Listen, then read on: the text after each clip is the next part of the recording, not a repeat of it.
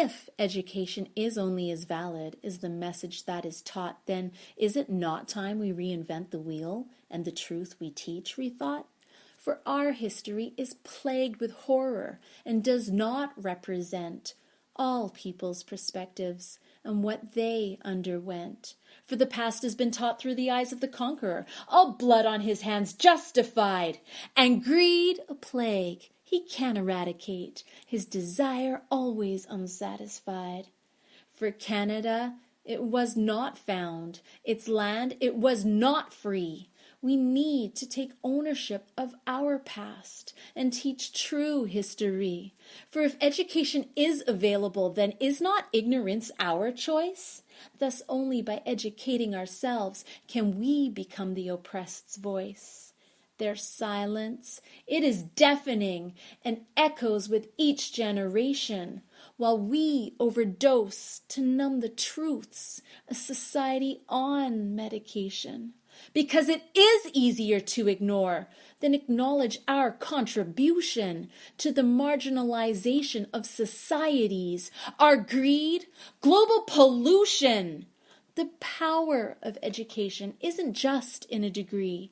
Everyone has some influence and responsibility to use what they've learned to advocate for others, like children who are trafficked, many becoming childhood mothers. We can either choose to be part of this problem or its solution. There really is no in-between. Doing nothing is contribution.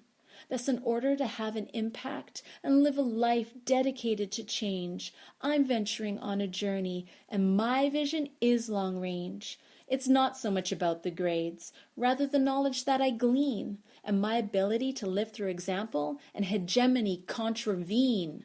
For women, things slowly are changing, the playing field evening out a bit.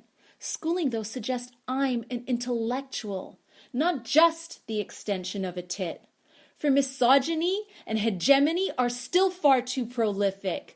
We are spoon-fed lies that starve us, yet keep us soporific. It's time to wake up and arm ourselves with wisdom that can't be bought, inspired by teachers planting seeds, promoting independent thought, teaching how to think, not what to think is the job of the institution, not promoting a dominant cultural perspective. It's time for conditioning's diminution.